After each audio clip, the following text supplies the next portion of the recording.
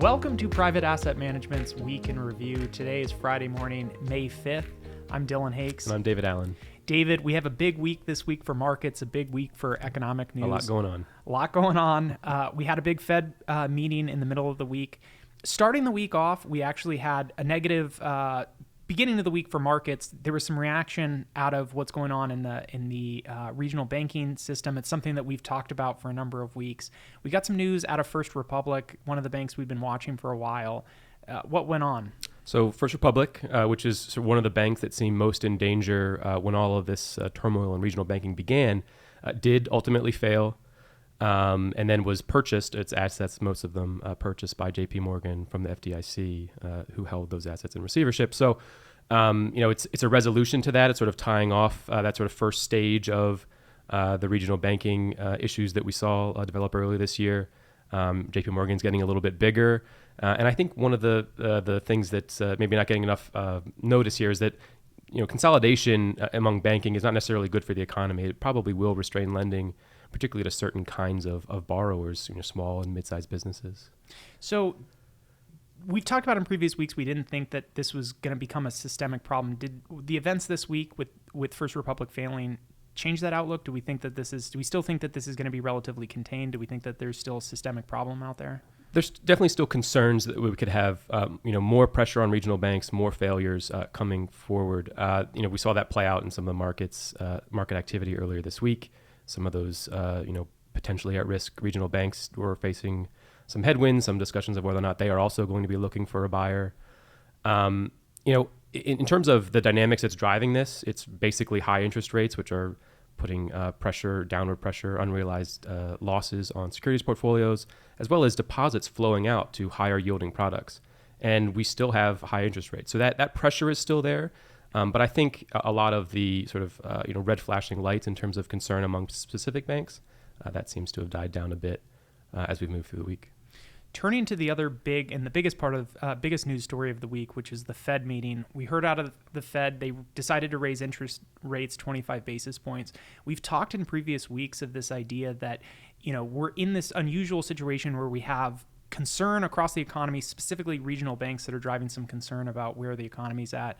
On the other side, we have inflation that still remains above where the Fed would like it. They've decided to raise 25 basis points, potentially signal a pause that might be coming. What did you hear from Jerome Powell? What did you hear from the Fed? Well, in terms of the actions they took, those were widely expected. We expected 25 basis points, and that's what we got. The market was priced that way.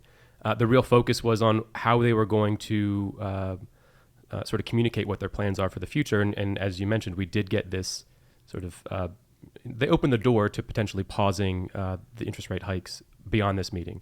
So perhaps, if the data comes in as we expect it will, we could get, a pause in interest rates at that next meeting and not have, another increase in mid-June. In terms of the regional banking issues, the committee suggested that the banking sector continues to be, strong and resilient, and that some of the pressures that they had seen develop earlier this year had improved. I think there's some debate over whether or not they are paying attention to the same things that some market participants are. But again, I think that the biggest takeaway is that the Fed is noting that inflation is not coming down as quickly as it had been earlier this year, but that given the cumulative increases that we've seen, which now are 500 basis points over the last 14 months or so, that those cumulative rate increases are going to have a downward, negatively affecting economic growth, which is potentially going to allow them to keep rates where they are for an extended period of time instead of continuing to increase.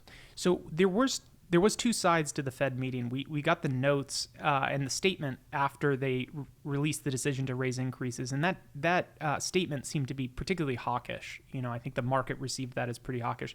Then we heard from Jerome Powell, and he seemed to, in his press conference, walk back some of those statements and came out with at least a few statements that were a bit more dovish.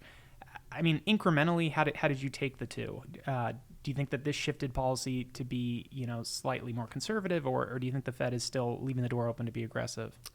I think that they've left them some optionality. I think we have 6 weeks before that next meeting, and they've left them the opportunity to not only see how things develop in among regional banks and if there's any more stress there, but inflation and economic growth. We are seeing signs that the labor market is not quite as tight as it was at the end of last year.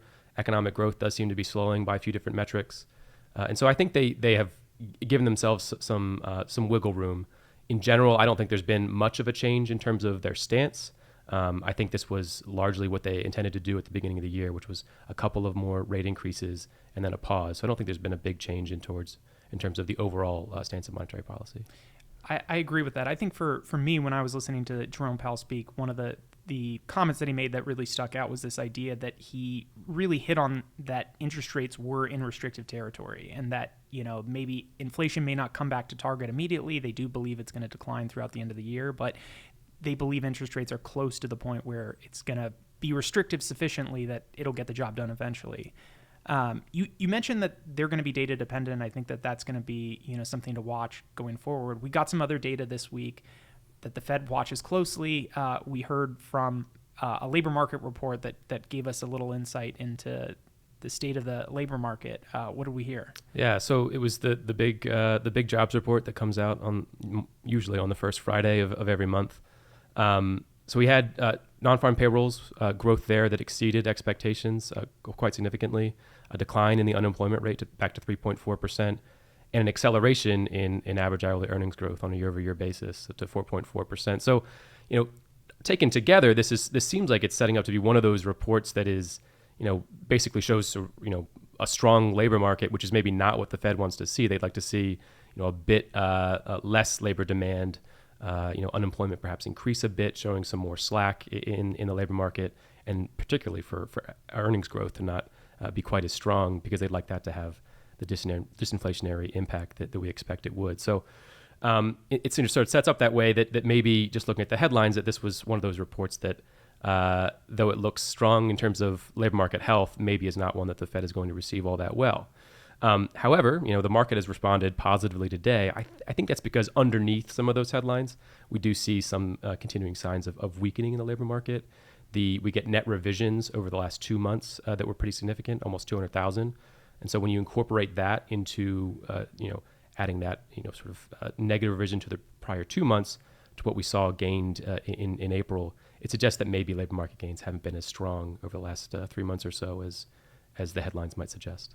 Yeah, I think I agree with that point. I think the market, we talked about this morning. It was a little bit surprising to see the market up today. We've had a tough week to start, and we're ending the week on a high note. But it was surprising to see the market react positively to this report. I think what it's saying, or at least what the market is interpreting, is that this one report is pretty unlikely to drive the Fed back towards their aggressive, policy increasing. And so it's a positive, it's a good labor market report.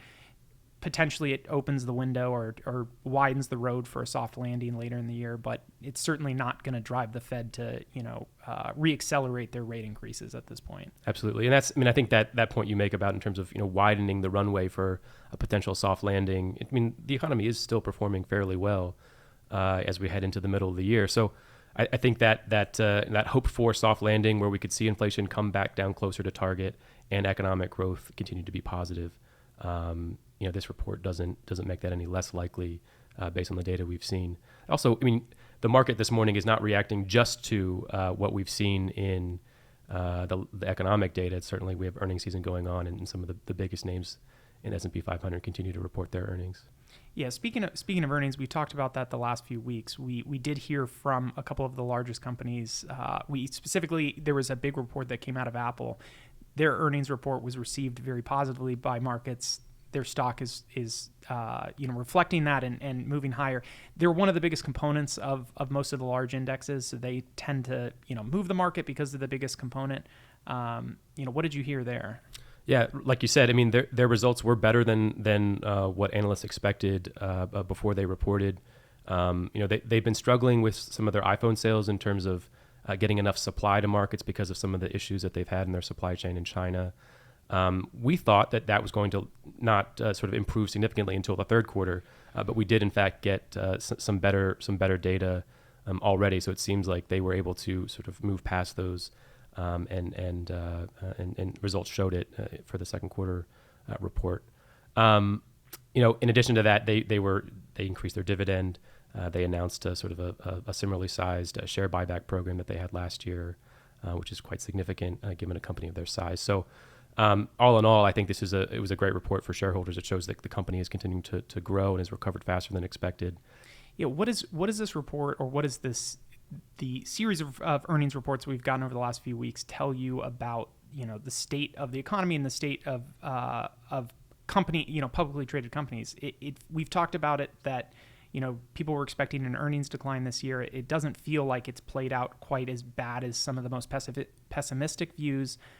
Things are a little bit better than the worst case scenario. I mean, what is your perspective on this? I think that's what we talked about a couple weeks ago, is that we are expecting to see earnings decline this quarter, but based on the data that's come out so far, the companies that have reported, that earnings decline is not going to be as large as what we expected sort of at the end of the calendar quarter when most of these reporting periods ended. So we are seeing a bit of margin compression because sales growth is strong and earnings are expected to decline. But again, it's not as bad as what we would have anticipated before the earnings season began.